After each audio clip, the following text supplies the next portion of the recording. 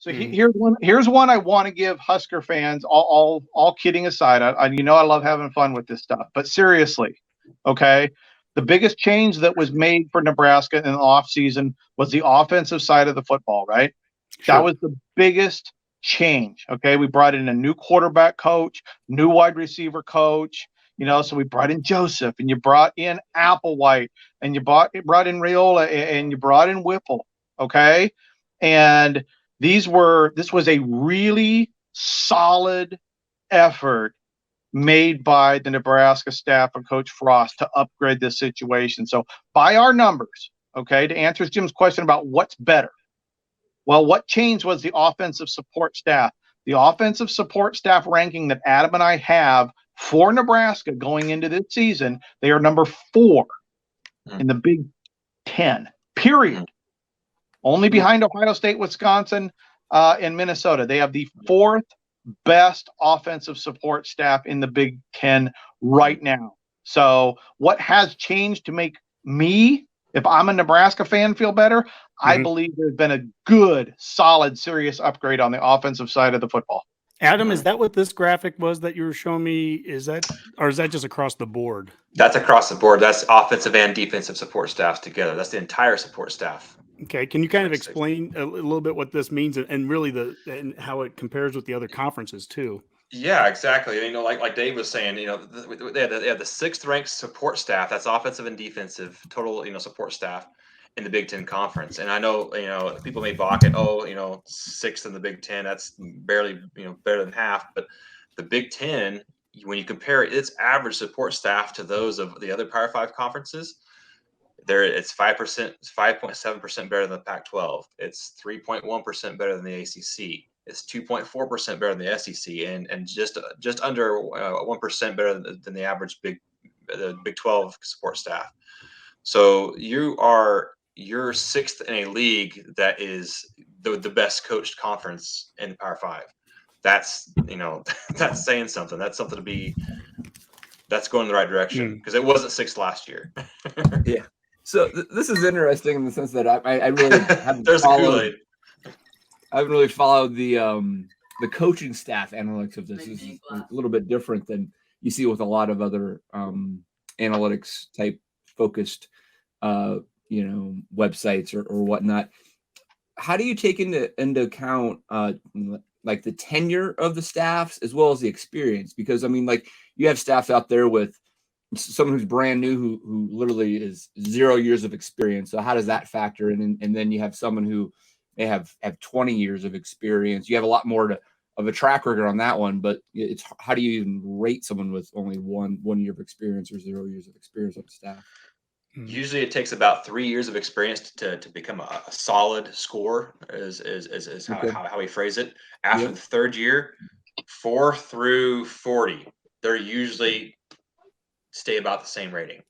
Oh, interesting. You are who you are. You are who you are after about 4 years. That's interesting. So, so like in Nebraska's case, Raiola is a new offensive line coach. You probably don't have a lot of data on him. But everyone else has at least 4 years. Exactly. Right. Yeah, Adam, it would be interesting. We had Tom Osborne on about a month ago, and he talked about the institutional knowledge of his staff that had been with him for 2 decades plus, most of those guys. It would be interesting, or maybe you've already even done it, but to go back in history and try to do some kind of analytics on what that staff, the 1997 staff, would have been like with those guys that had that much experience and that much institutional knowledge together. Yeah, it makes you wonder. There's been times I've wanted to go back and try to do things like that, but it's just pulling all that together would be rough. It's a lot there. I do want to show a tweet that you had, Adam, and this deals specifically with a couple of Husker coaches, new coaches to the staff, and this is from Matrix Analytical, so your guys' site there. And if you are planning on playing receiver of any type at the FBS level, tight end, slot, outside the hash, doesn't matter. One of the top 10 places to go to catch the ball at the FBS level is Husker Football Nation, with the tight end wide receiver coaching duo of Mickey Joseph and Coach Becton. Few do it better. And there's a photo of Chase over there with the Bengals, who came from LSU and was coached by Mickey Joseph. So, explain that one, I guess, a little bit, Adam. And we love hearing that, by the way. And that's an example of new coaches coming in that are adding to that support staff ranking. Yeah, I mean, you have two guys there who are coaching their units at both the top 25 in the country clip there. Both those coaches are top 25 in the country at their position coach. You don't see that very often within a staff and in a collective like tight ends with wide receivers with tight ends. Both those guys are what we would call elite. They're both four-star or 4.5-star guys, and like the tweet said, if you want to go, if I had a kid and he was looking at being a receiver of some type at the next level, and Nebraska was in the list, I would kind of start nudging him towards that way because of those two.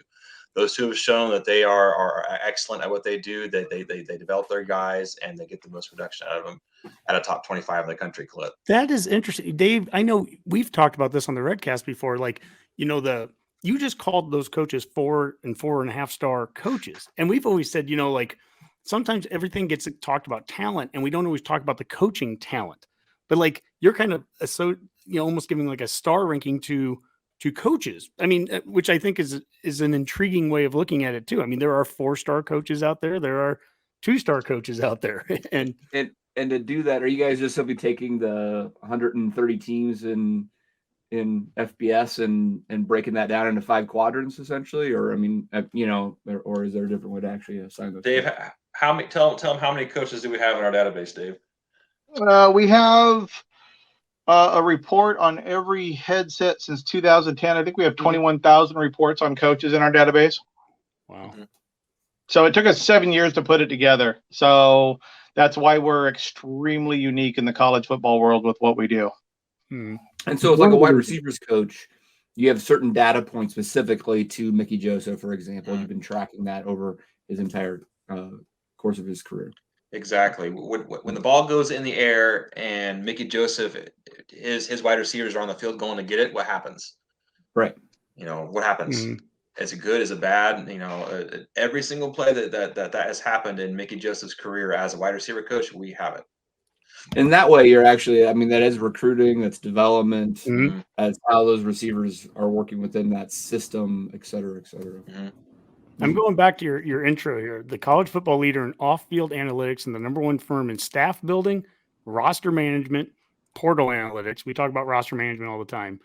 You guys help head coaches, athletic directors, agents, unit coaches, and players. So I'm guessing if you're helping players, are you helping them with the portal and how to where to go, where would be best? And you're helping agents. Obviously, you're trying to connect the right coach to the right staff and so on. I mean, I'm just kind of trying to get an idea of like how all the dots connect, I guess. I'll take that as a yes.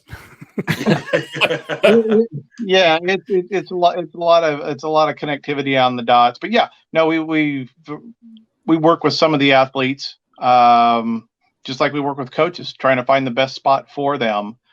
So we do a little bit of everything when it comes down to roster management, on all sides of the fence. Mm-hmm. Rob, what do we got right now? Anything new, or do you want to go back to one of the questions that we didn't get to yet? Well, yeah, I do have one. I mean, there's a bunch of stuff on here, and like okay, so I'm a big baseball fan, big Oakland A's fan, so they kind of like the whole Billy Bean, what are you calling it? The oh God, now Like Moneyball. Thank you, God, man, it was just escaping me, and it's right on the tip of my tongue. But big Oakland A's fan, guys. Big Oakland A's fan. Moneyball. There's a movie called Moneyball, Rob. Come on, man. I'm actually in the movie, in one of the scenes. I'm in the background during one of the. Sure you are. I am. I could show you. But are you finding that more coaching staffs and programs are open to using your kind of analytics? So are you finding that there's kind of a shift to this in a lot of these programs?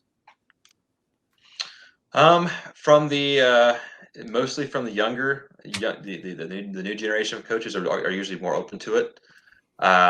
We've ran into a few coaches that are, set in their ways, and they they don't really want to listen to a whole lot of what the numbers have to say, and that's okay.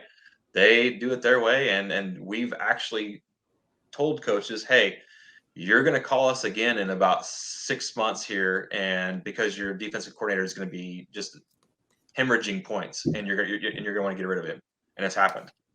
And that makes him really mad when that happens.